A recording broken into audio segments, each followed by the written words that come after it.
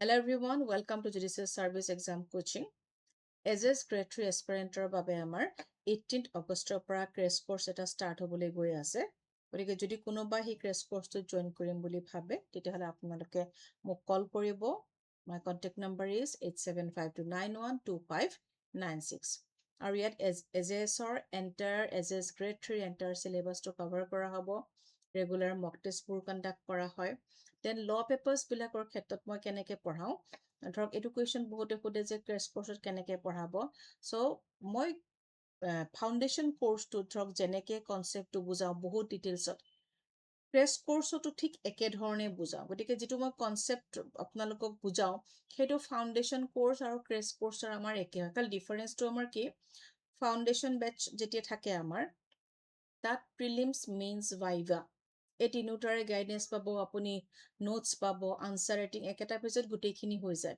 আৰু ক্ৰেছ কোৰ্চটোত আপোনালোকৰ বুজোৱা যিটো মোৰ ৱে সেইটো একেধৰণে বুজাম, কাৰণ এনেকুৱা নহয় যে ক্ৰেছ কোৰ্চ বুলি মই আপোনালোকক জাষ্ট কেপচুল পইণ্ট কেইটামান দিছোঁ, ওৱান লাইনাৰ কেইটামান দিছোঁ, বাছ ফিনিছ। ন, তেনেকৈ পঢ়িলে একচুৱেলি নোৱাৰেও, কাৰণ চব বস্তু কি হ'ব লাগে, যিবিলাক আমাৰ ছেকশ্যনছ আছে তো সেইবিলাক আপুনি খুব ভালকে পঢ়িব লাগিব, ভালকে বুজিব লাগিব।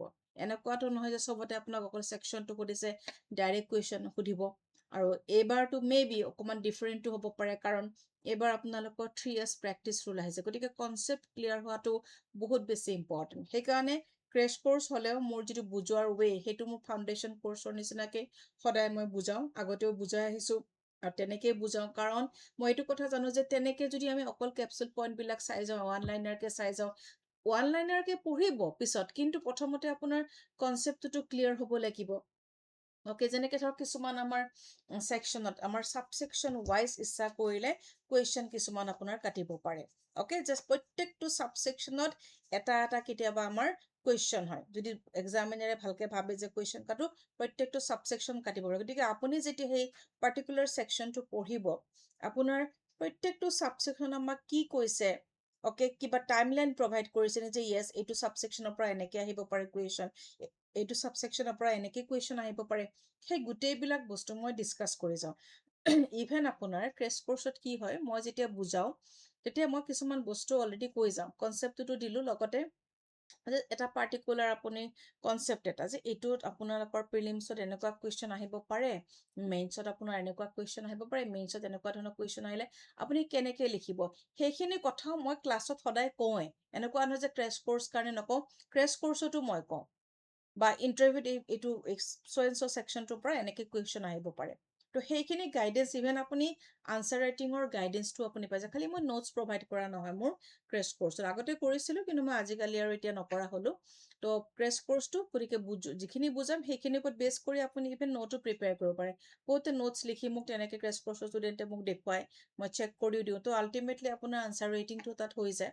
খালি মই নিজৰ ফালৰ পৰা তেনেকৈ নোটছ প্ৰভাইড নকৰোঁ ক্ৰেছ কোৰ্চটোত, কিন্তু যিখিনি আপুনি বুজিব তাৰ পৰা আপুনি ধুনীয়াকৈ নোটছ ইভেন প্ৰিপেয়াৰ কৰি যাব, গোটেইখিনি বস্তু আমাৰ কাভাৰ হৈ যায়। আৰু বাকী যিবিলাক আমাৰ পেপাৰ্ছ আছে, কাৰেণ্ট এফেয়াৰ্ছ, জিকে, অ'কে, ৰিজনিং, এছামিছ, এইবিলাকৰো আপোনালোকৰ ক্লাছ হ'ব, লগতে মক টেষ্টবোৰ মক টেষ্ট আমাৰ যিখিনি গোটেই চিলেবাছটোৰে মক টেষ্টবোৰ আমি কণ্ডাক্ট কৰোঁ। আৰু যেতিয়া আমি ল পেপাৰ্ছবোৰ পঢ়ি যাওঁ তোক আমি যিখিনি পঢ়িলোঁ, অ'কে, সেইখিনিৰ ওপৰত এটা মক টেষ্ট ল'ম নেক্সট, আৰু এটা স্মল পৰ্চন এনেকৈ দি পেলাই মক টেষ্টবোৰ আপোনালোকৰ কণ্ডাক্ট কৰি যাওঁ। তেতিয়া আপোনালোকৰ ৰিভিজনো হয় এবাৰ। গতিকে যদি কোনোবাই কৰিম বুলি ভাবে আপোনালোকে মোক কল কৰিব। আৰু মোৰ এই ক্ৰেছ কোৰ্চটো অনলাইন হয়, আৰু যিহেতু এতিয়া সকলোৱে কোৰ্টত যায় গতিকে আমাৰ ক্লাছ ইভিনিঙে হয়, আফটাৰ 9 হয়, কেতিয়াবা 8ত হয়, আৰু যেতিয়া হলিডেজত ধৰক ছেকেণ্ড ছেটাৰডে, ফ'ৰ্থ ছেটাৰডে বা ছানডেত কেতিয়াবা আমি ডে টাইমত কৰোঁ, আৰু যেতিয়া টেষ্ট থাকে পঢ়িবলৈ আপোনালোকক টাইমো দিয়া হয়। গতিকে আপোনালোকে মোক জনাব। আৰু টাইমটোৰ কথা চিন্তা কৰিব নালাগে, কাৰণ চবেই কোৰ্টত যায় ন, গতিকে ইভিনিঙে আমাৰ ক্লাছ হয়। তো কাৰ কেনেকৈ চেম্বাৰ থাকে সেই গোটেইখিনি সুধি মেলি সেই হিচাপে আমি ক্লাছটো দিম। আৰু যিহেতু আফটাৰ 9 কৰা হয় ক্লাছটো, গতিকে ডেফিনেটলি আপোনালোকে কৰিব পাৰিব। আৰু এইটো মোৰ লাইভ ক্লাছ হয়। যেতিয়া আপোনালোক কিবা কাৰণত ছাপ'জ আপুনি ধৰক এদিন প্ৰেজেণ্ট থাকিব পৰা নাই ক্লাছত, যে কিবা চেম্বাৰত দেৰি হৈছে বা আপোনাৰ গা বেয়া হৈছে, আগতে মোক ইনফৰ্ম কৰি থ'ব, তেতিয়া সেইদিনাখনৰ ক্লাছটোৰ আপুনি ৰেকৰ্ডিংটো আপোনাক চেণ্ড কৰি দিয়া হয়। গতিকে এইখিনি মোৰ ক'বলগীয়া আছিল। যদি ভাবে আপুনি ক্ৰেছ কোৰ্চত জইন কৰিব পাৰে। আৰু বহুতৰ এটা কুৱেশ্যন যে যদি এক্সাম এতিয়া আপোনাৰ নটিচ ওলাই যে নটিচটো ওলাব, কিন্তু এনেকুৱা নহয় যে দুদিনতে ওলাব। অ'কে, এওঁলোকৰ ধৰক ৰিজাল্ট দিব, তো পঢ়িবলৈ টাইম আছে। কিন্তু আৰু যদি এনেকুৱা আপুনি যদি হাতত এটা 4 মান্থছ 5 মান্থছ এটাও লয়, যদি আপুনি ৰেগুলাৰ বেচিছত পঢ়ে, ভালকৈ যদি আপুনি পঢ়ে ৰেগুলাৰলি, যে মই এখন ৰুটিন বনাব লাগিব, যে মই এইটো টাইমত মই ল পেপাৰ্ছ পঢ়িম, বা 2খন ল পেপাৰ্ছ মই পঢ়িলোঁ, আৰু এইখিনি টাইমত মই সদায় অকণমান হ'লেও মই এছামিছ, যাৰ এছামিছত প্ৰব্লেম তেওঁ চাওক সেইবিলাক, বা গ্ৰামাৰখিনি চাওক, যে ইংলিছখিনি মই পঢ়িম, বা মই কাৰেণ্ট এফেয়াৰ্ছখিনি চাম, আৰু ছাইড বাই ছাইড মই যেতিয়া ক্লাছবোৰ কৰি যাম, প্ৰত্যেকটো মান্থৰে কাৰেণ্ট এফেয়াৰ্ছখিনি মই প্ৰভাইড কৰি যাম। তো সেইবিলাক আপোনালোকে এক্সট্ৰাকৈ যে একদিনত 1 ঘণ্টা মই সদায় এনেকৈ মই কাৰেণ্ট এফেয়াৰ্ছ কৰিম, মই ইংলিছ কৰিম, এছামিছ কৰিম। তো সেই ৰুটিনখন যেতিয়া আপোনালোকে প্ৰিপেয়াৰ কৰিব, তেতিয়া অট'মেটিকেলি আপোনালোকৰ কোৰ্চটো ফিনিছ হৈ যায়। কিন্তু যদি ভাবি থাকে এক্সাম কেতিয়া হ'ব, সদায় কেৱল এটা কুৱেশ্যন আহে, এক্সাম কেতিয়া হ'ব, এক্সাম কেতিয়া হ'ব এক্সাক্টলি আমি কেনেকৈ ক'ম, সেইটোতো আৰু আমি নাজানো। হ'ব আপোনাৰ ধৰক নেক্সট হয়তো জানুৱাৰী ফেব্ৰুৱাৰীত আপোনাৰ নটিফিকেশ্যন আপোনাৰ ওলাই যাব পাৰে। গতিকে এতিয়াও যদি আপুনি ভালকৈ পঢ়ে, এতিয়াও আপোনাৰ হাতত সময় আছে, খালি ৰেগুলাৰলি আপুনি ভালকৈ পঢ়িব লাগিব, এখন প্ৰপাৰ ৰুটিন এখন মেইনটেইন কৰিব লাগিব। আৰু ৰুটিনখন আপুনি আপোনাৰ যিটো ডেইলি ৰুটিন, তো সেই ৰুটিনটোৰ লগত মিলাইহে আপুনি ৰুটিন এটা বনাব লাগিব। মোক ৰুটিনৰ কাৰণে বহুতে ফোন কৰে যে এখন ৰুটিন আপুনি বনাই পেলাই এনেকৈ কৈ দিব নেকি ভিডিঅ'ত। তো ৰুটিন চাওক, চবৰে আমাৰ ধৰক আপোনাৰ ঘৰত কেনেকুৱা এনভাইৰনমেণ্ট, চব বেলেগৰ ঘৰত কেনেকুৱা সেইটোতো মই নাজানো, বা আপোনাৰ ৰুটিনটো কেনেকুৱা। কিছুমান মৰ্ণিং চেম্বাৰত যায়, ইভিনিং চেম্বাৰ নাথাকে। কিছুমানৰ ইভিনিং চেম্বাৰ থাকে, কিছুমানে ডাইৰেক্টলি কোৰ্টৰ পৰা বাহিৰে চেম্বাৰ কৰি ঘৰত 7:30 মানত সোমায়। তো সেইটো এতিয়া ডিপেণ্ড কৰিব আপোনাৰ ডেইলি ৰুটিনটো কেনেকুৱা।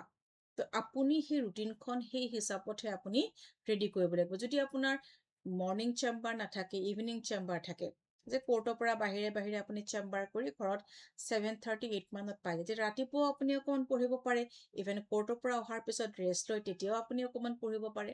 তো ৰুটিনখন আপুনি নিজৰ ৰুটিনটো চাই সদায়, যে আপোনাৰ ডেইলি ৰুটিনটো কেনেকুৱা, সেই বা ঘৰত আপুনি কোনখিনি সময়ত আপোনাৰ পঢ়িলে আপোনাৰ মাইণ্ডটো কুল হৈ থাকে, কোনখিনি সময়ত পঢ়িলে আপোনাৰ ভাল লাগে, যে এইখিনি সময়ত মই ধুনীয়াকৈ পঢ়িব পাৰোঁ, বা এইখিনি মোৰ প্ৰপাৰ টাইম, এইখিনিত পঢ়িলে মোৰ ব্ৰেইনটো কুল হৈ থাকে, ভালকৈ পঢ়িব পাৰোঁ, সেই হিচাপে পঢ়ক। কোনোবাৰ এনেকুৱা হয় যে অকণমান ৰাতি পঢ়িব পাৰে, কিছুমানৰ এনেকুৱা হয় যে মৰ্ণিং উঠি পঢ়িব পাৰে। তো সেইটো প্ৰত্যেকজন পাৰ্চনৰে বেলেগ হয়।